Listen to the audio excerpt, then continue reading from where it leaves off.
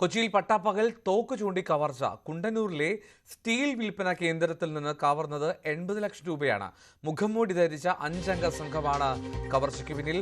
സംഭവത്തിൽ വടുതല സ്വദേശി സജി എന്നയാളെ പോലീസ് കസ്റ്റഡിയിലെടുത്തിട്ടുണ്ട്. ടോം കുര്യാക്കോസ് വിവരങ്ങൾ നൽകും. ടോം, ഇതെപ്പോഴാണ് സംഭവം? ഇത് ഞെട്ടിക്കുന്നതാണല്ലോ.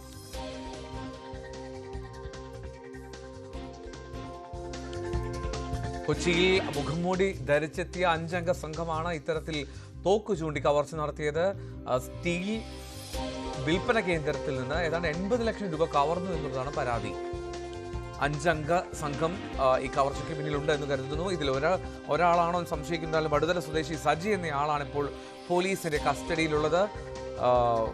ഞെട്ടിക്കുന്ന ഒരു കാര്യമാണ്. വലിയൊരു കവർച്ച കുണ്ടന്നൂരിലെ സ്റ്റീൽ വിൽപ്പന കേന്ദ്രത്തിൽ നടന്നിരിക്കുന്നു. ടോം കുര്യാക്കോസ് ചേരുന്നു. ടോം, ഈ കുണ്ടന്നൂർ എന്നൊക്കെ പറയുമ്പോൾ വലിയ തിരക്കുള്ള ഒരു മേഖലയാണ്. എന്താണെങ്കിലും ഈ കസ്റ്റഡിയിലുള്ള ആൾ ഈ 5 അംഗ സംഘത്തിൽ ഉണ്ട് എന്ന് കരുതുന്ന ആളാണോ? എന്തോ ഈ സംഭവത്തിന്റെ തുടക്കം ഇന്ന് ഉച്ച കഴിഞ്ഞ് ഒരു 3:15 കൂടിയാണ് കുണ്ടന്നൂരിലെ സ്റ്റീൽ വിൽപ്പന കേന്ദ്രത്തിലെ 5 അംഗ സംഘം എത്തുന്നത്. അത് നമ്പർ പ്ലേറ്റ് മറിച്ചൊരു കാറിലാണ് ഈ 5 അംഗ സംഘം എത്തിയത്. അവിടെ എത്തിയ ഈ 5 അംഗ സംഘം ഈ സ്ഥാപന ഉടമയ്ക്കും ജീവനക്കാർക്കും നേരെ തോക്ക് ചൂണ്ടി കവർച്ച നടത്തുകയായിരുന്നു. ഈ കൊച്ചി സ്വദേശി സുബിന്റെ ഉടമസ്ഥയിലുള്ളതാണ് ഈ സ്ഥാപനം. കുറച്ച് നാളുകളായി ഈ സാമ്പത്തിക പ്രതിസന്ധി കാരണം ഈ സ്ഥാപനം നഷ്ടത്തിലാണ്.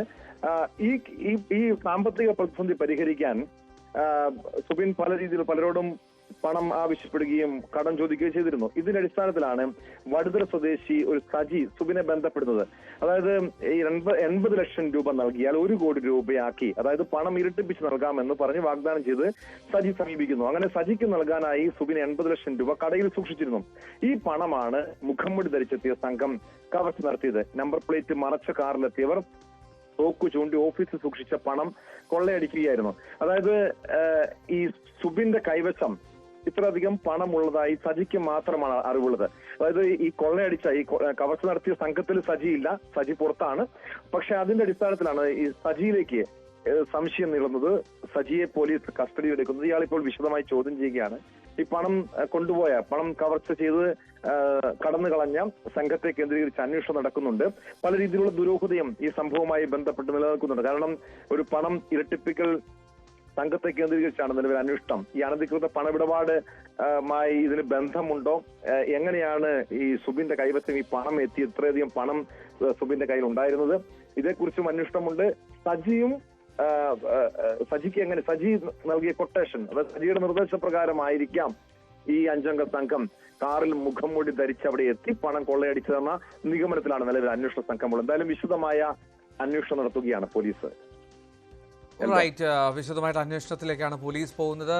ഇയാളിൽ നിന്നും കൂടുതൽ വിവരങ്ങൾ ലഭിക്കുന്നുണ്ടോ? അതായത് മറ്റുള്ളവരെ പറ്റി, അല്ലെങ്കിൽ അതിന്റെ കൂടുതൽ ചുരുളുകൾ പുറത്തേക്ക് വരുന്നുണ്ടോ? കൊച്ചി സ്വദേശി തന്നെയാണ് സജി. ഇയാളെ വിശദമായി ചോദ്യം ചെയ്താൽ ഈ കവർച്ച നടത്തിയ സംഘത്തെ കുറിച്ച് കൃത്യമായ വിവരം ലഭിക്കുമെന്ന് അറിയാം. കാരണം ഈ സജിക്ക് മാത്രം അറിയാവുന്ന കാര്യമാണ് സുബിന്റെ കൈവശം ഇത്രയധികം തുകയുണ്ട് എന്നത്. സ്വാഭാവികമായും സജിയുടെ നിർദ്ദേശപ്രകാരമായിരിക്കാം ഈ സംഘം അവിടെ എത്തിയതെന്ന് പോലീസിന് കൃത്യമായ വിവരങ്ങൾ ലഭിച്ചിട്ടുണ്ട്. ഇതിന്റെ അടിസ്ഥാനത്തിലാണ് സജിയെ ചോദ്യം ചെയ്തത്. പക്ഷേ നിലവിൽ നേരത്തെ സൂചിപ്പിച്ചതുപോലെ ഇതൊരു നഗരമേഖലയാണ് കുണ്ടന്നൂര്. നിരവധി ആൾത്തിരക്കുള്ള സ്ഥലമാണ്. നിരവധി CCTVകളുണ്ട്. സ്വാഭാവികമായും ആ CCTVകൾ പരിശോധിച്ചാൽ ഈ കാറ് ഏത് ഇടത്തേക്കാണ്, ഏത് ഭാഗത്തേക്കാണ് പോയതെന്ന് കൃത്യമായ വിവരം ലഭിക്കും. പക്ഷെ നമ്പർ പ്ലേറ്റ് മറച്ച കാറാണ്, അതുകൊണ്ട് തന്നെ കണ്ടെത്താൻ അത്ര എളുപ്പമല്ല. പക്ഷെ കാറിന്റെ എല്ലാ വിവരങ്ങളും എല്ലാ പോലീസ് സ്റ്റേഷനിലേക്ക് നൽകിയിട്ടുണ്ട്. ഇത് കേന്ദ്രീകരിച്ചാണ് അന്വേഷണം നീങ്ങുന്നത്. ടോം കുര്യാക്കോസാണ് വിവരങ്ങൾ നൽകിയത്. കൊച്ചിയിലാണ് പട്ടാപ്പകൽ തോക്കു ചൂണ്ടിയുള്ള കവർച്ച. 80 ലക്ഷം രൂപ കവർന്നു എന്നാണ് പറയപ്പെടുന്നത്. എന്നാലും അതിന്റെ അന്വേഷണത്തിലേക്ക് കടന്നു. വിശദമായിട്ടുള്ള പരിശോധനയിലാണ് ഇപ്പോൾ പോലീസ് സംഘം. കൊച്ചിയിൽ നിന്നാണ് ടോം വിവരങ്ങൾ നൽകിയത്.